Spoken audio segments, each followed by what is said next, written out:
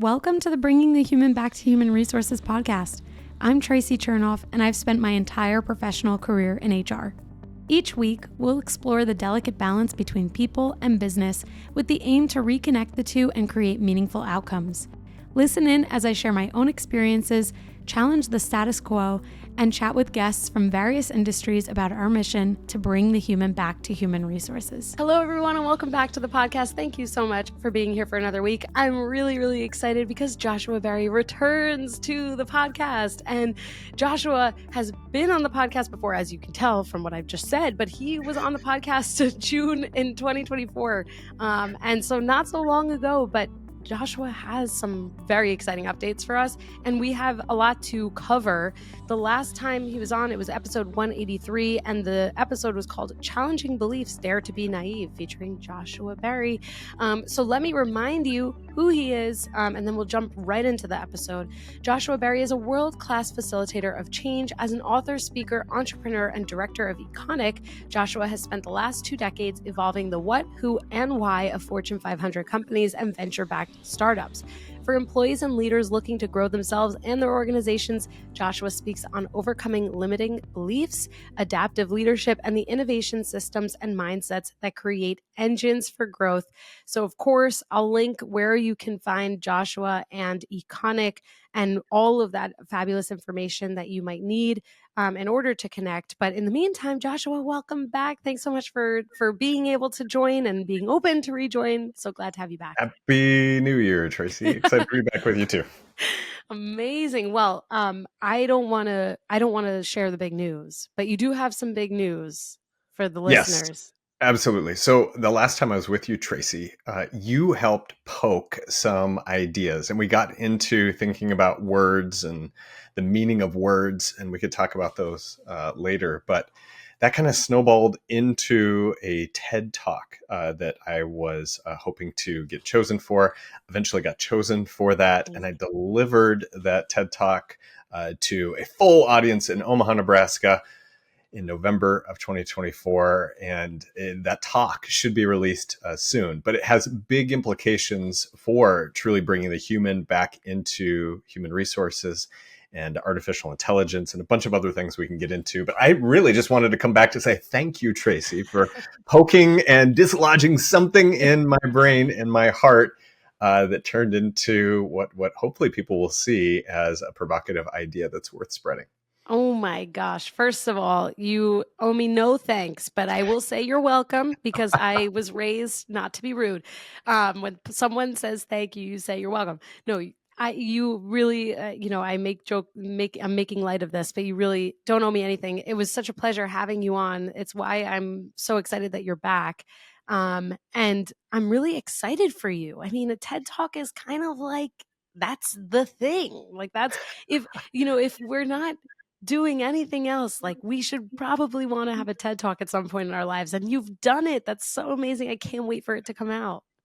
Thank you. It definitely was on the bucket list. And it was something that at the beginning of the year, I truly set forward a couple of ideas and goals. And so the fact that was able to happen, I'm excited. And we'll see how it's received, right? That's always the thing. So totally. Well, knowing you now for the better part of, what is that, about 8 months now? No, more than that, maybe 9 months, considering we spoke before we recorded. I think that it will be received very well. And, something that I really appreciate about what you do and what you bring also to this audience is that you emphasize the importance of things that matter. Like we're talking like words, for example. And sometimes people, I think, undervalue the value of words or what we can do with the things that we say or how we say them. I mean, I'm asked, for example, all the time about bringing the human back to human resources, where that came from. And it's like, well, it's in the name, right? So when we think about the power of words and coming back to also just what you stand for and what you've done, I mean, can you take us through, or like, can you give us a slight preview into the TED Talk or sure. what that was about? Yeah. Yeah. My pleasure. it came from the realization that, as you said, we use a lot of words without even thinking about them, or more importantly, truly understanding the implications that they have. I earlier in my career, I led sales and marketing teams, and we would constantly be talking about our prospects and our leads and how to put people in a better funnel. And oftentimes we're talking about listeners like those to your podcast, right? Like, who actually Totally. wants to be put into a funnel or to be Totally. prospected or targeted or any of those things? And yet those are words we just throw out. And what I explore in the talk is that, unfortunately, just copying and pasting those words that were used before us, we sometimes start to rationalize behavior that we wouldn't normally take if the person was sitting right on the other side of a Hmm. screen, like you are to me, Traci, right? And that Yeah. extends into human resources, right? When we start to think about headcount as just a number, or people as an expense to be controlled, or others, we start to dehumanize. And Yes. truly, dehumanization is one of the first steps towards even worse actions that can come from that. So I get into all of that in my TED Talk in a nice little bite-sized 10-minute Oh my gosh. entertaining Wow. Well, monologue. my next question would be, how do you do that in 10 minutes? I mean, but it's the power of words. I mean, that's so amazing. And it's really powerful. You're right. When like I'm thinking about, first of all, let me take a step back because I'm about to ramble if I don't. When I think about one of the main functions within HR, especially when you're starting to work on strategy and things like that, you are analyzing Mm-hmm. people. And when you're analyzing people, you eventually get to a place where you're analyzing people as numbers, to your point. Mm-hmm. And the bigger the company, the easier it is to remove yourself from what that number represents, who that number represents, and who that person actually is.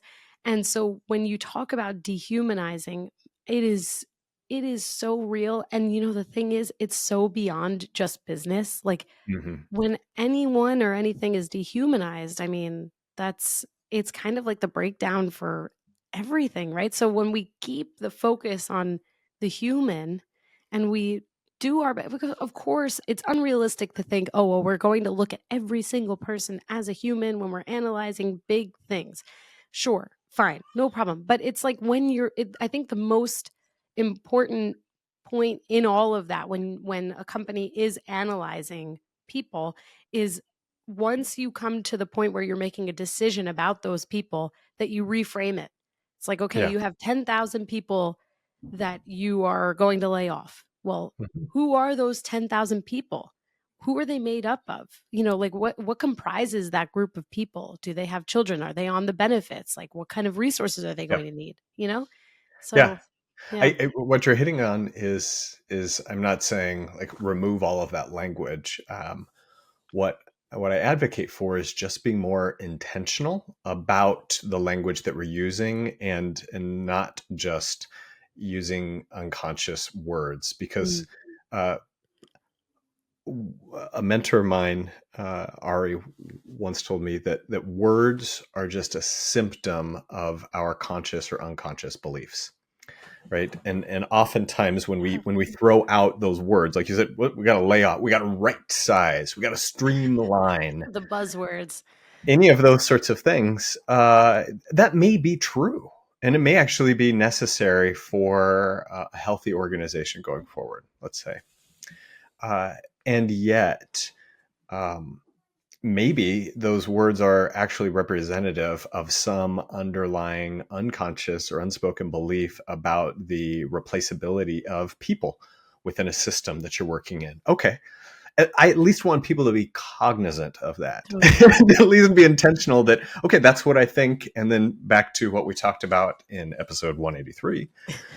There are things you gain and there are things you lose by holding that particular belief. And so I just want people to wake up a little bit more to the consciousness of that, especially in today's day and age with artificial intelligence, Mhm. and the power that our words have on shaping our future through AI. Mhm. Oh my gosh, yes. And actually, when I think about AI and words, my initial thought, and this is probably just because I just bought a minivan and it came up, and I promise you I'm going to make the connection. And I'm really excited about the minivan, by the way, even though I'm so much cooler than what a minivan necessarily like kind of portrays. I'm You're so redefining the excited. minivan, Tracy. You're going to redefine it. I really am. Like, I am really changing the game for minivans. I'm just saying, if Toyota wants to sponsor me, I got the Sienna. I'm so excited. I'm gonna make the connection here in a moment. When I think about AI, my first thought, because of my experience buying the minivan, is the what we ask AI if we're using Mhm. generative, like language, with, like, let's say ChatGPT. And Mhm. I think about that because it's kind of a perfect example of like what you give to AI can sometimes be what you receive. It's not Yeah. necessarily thinking beyond the scope of what you might mean, what your context Yes. might be, right? And so I share the minivan anecdote because when my husband and I were going to buy it, they were like, and, according to Google, this is like the percent above MSRP that it should be. We're like, above MSRP for a minivan? And no offense, minivans, but I love you. And the question was, how what percentage above MSRP is the Toyota Sienna or the minivan? I'm Yeah. like, well, of course it's going to tell you a percent above MSRP because you're asking it to tell you the percent above.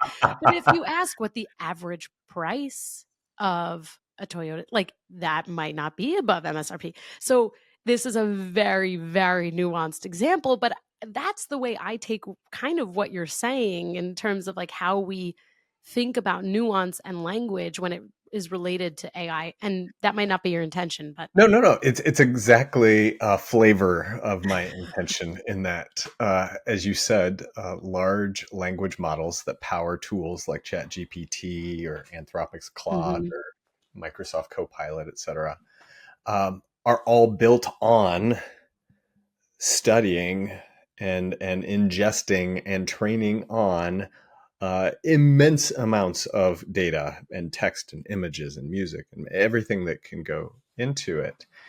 And in a response to your prompt, which you very much mhm, have control over, the agent will do its best to be able to predict what the right response should be to what you're saying. But it's all based upon previous patterns that it's seen in the training data. And so you're right. If they've asked 1,000 times what percent above MSRP is this van, the 1,000th and first time is likely going to give that back.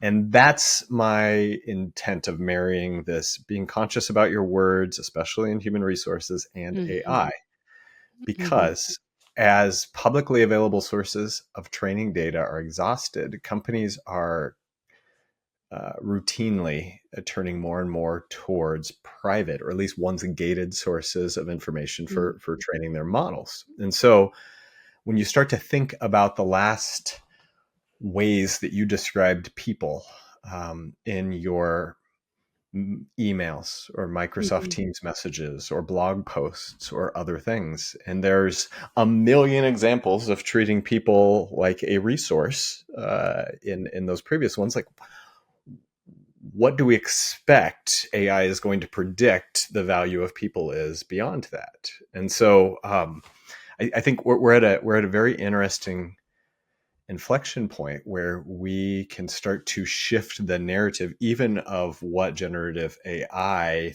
thinks about people, right? And their value based upon the conscious word choice that we have. yeah, ooh, this is really important because everyone, of course, rightfully so, is talking about AI, and AI will continue to be a part of the conversation naturally because it's our future, it's our present, it's just, what is important in today's day and age, but how we use it and having a better understanding of, I guess, just generally like how we can best use it, what the best use case is, makes a lot of sense. Yes, absolutely. And I'm very much a pro AI in being intentional in its use case. And just being, as I said even before, whether we had AI or not, Yeah. being a little bit more aware of the types of word choices that we're using and the implications that they have and how those choices impact our actions and behaviors. Yeah. No, it makes sense. I was just talking to someone in HR who, I kind of said like, "Hey, what do you think about this fear that people have with like AI taking their jobs?" Basically. And this was not in a recording. It was like an intro call because I like to, see what I can get out of people, because these are the questions that people have. And she was like, "Oh, well, it's totally true. AI is going to replace jobs." And this is like, ahead of people. And I was like, "Oh," like I was kind of taken aback because part of me like, I get it. Of course, Hmm. there are jobs that are at risk.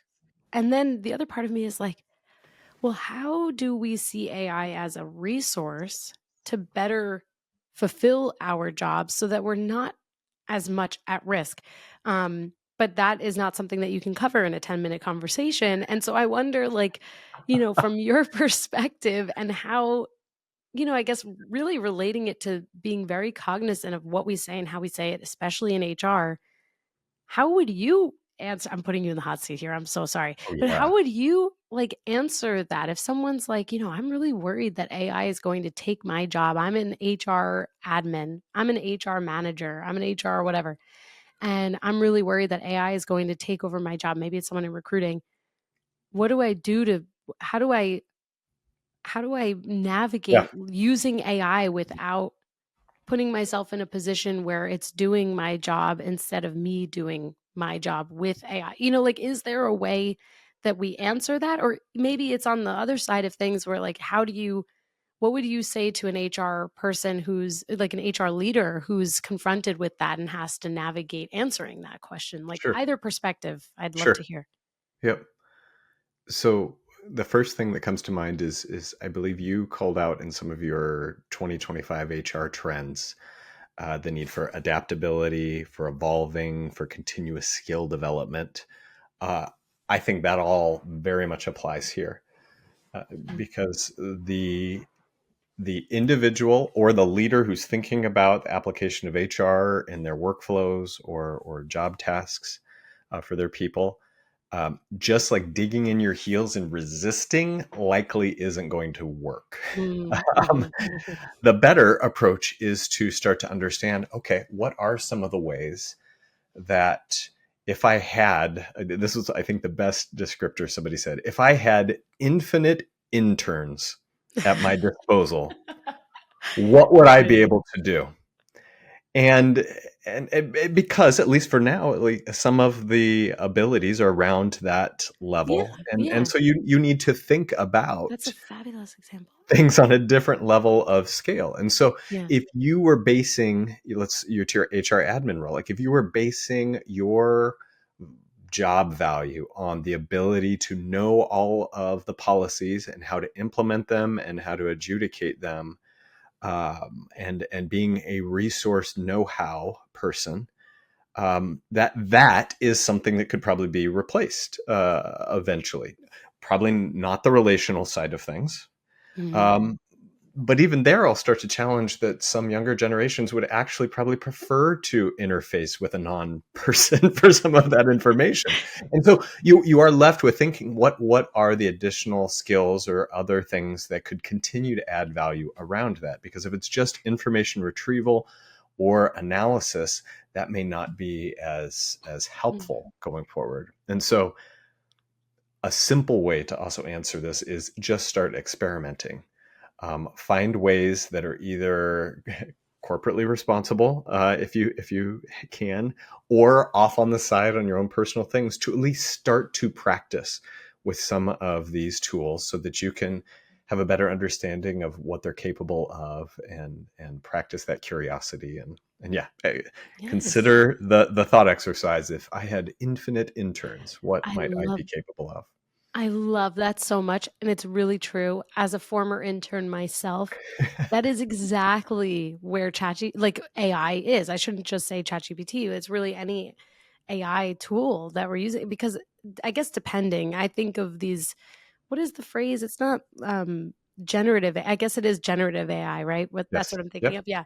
So with any generative AI tool that I have used, and I've used a few, anything that I kind of put in, it is kind of, it's a little sophomoric. It's delivering information based on limited or certain amount of data and with limited experience so far. And I can only Mhm. imagine once generative AI turns 30, how how much more, or maybe even 40 or 50 or 60, like how much more it will be able to do.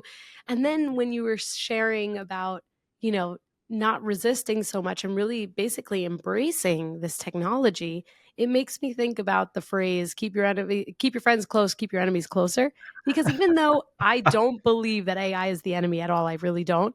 I say that to be very tongue in cheek. It's Yeah. kind of like this idea that you could find yourself in a position where technology could do a certain job. I don't think that Mhm. it's going to be able to do like at least within HR, especially from the relationship side. That's still a very important part of what we do is build and maintain those relationships.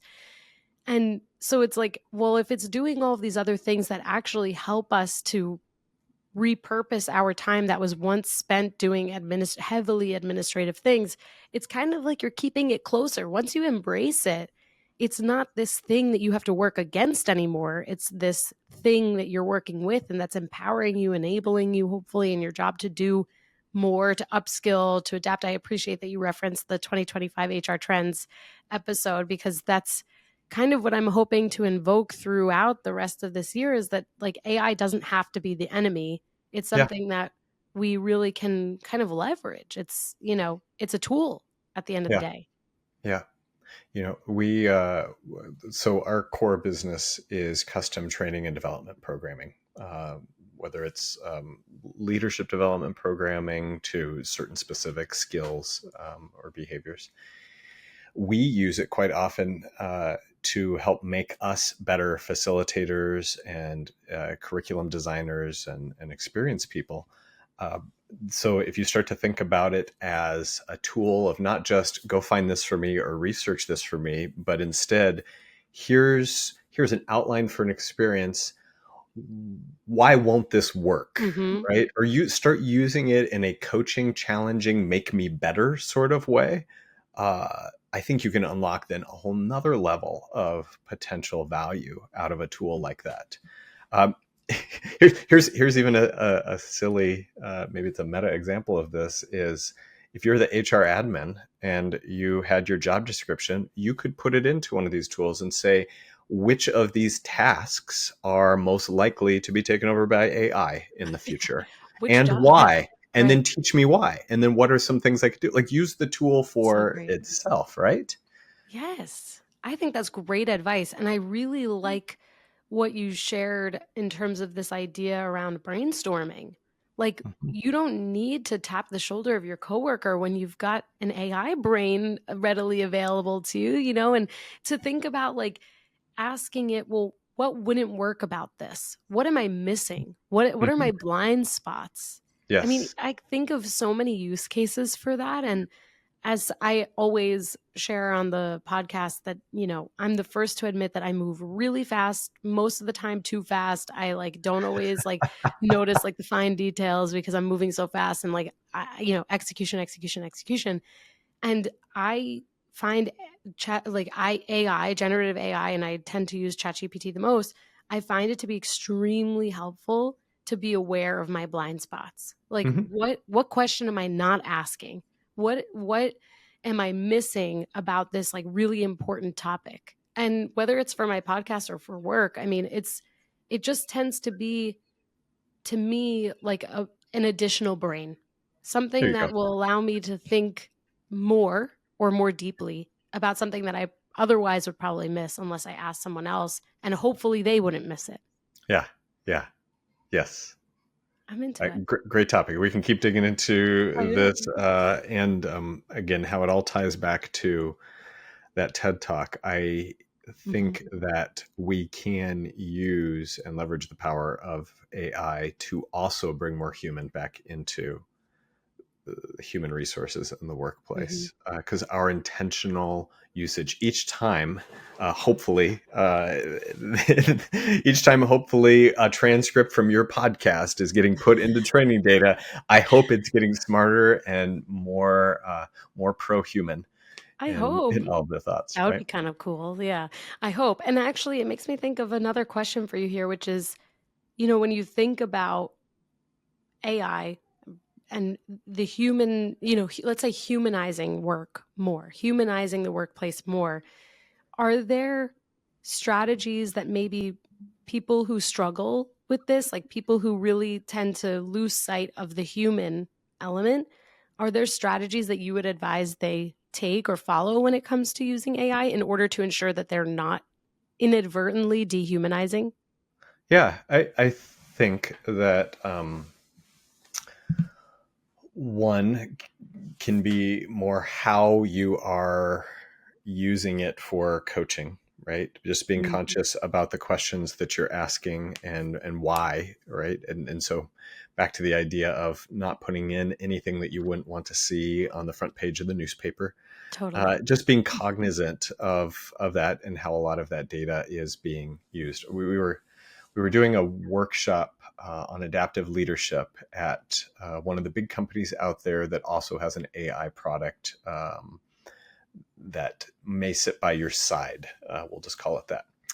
And they too were thinking about and saying, like, we believe that Big Brother is always watching our stuff that we're putting into here because we are the makers of this Hmm. tool.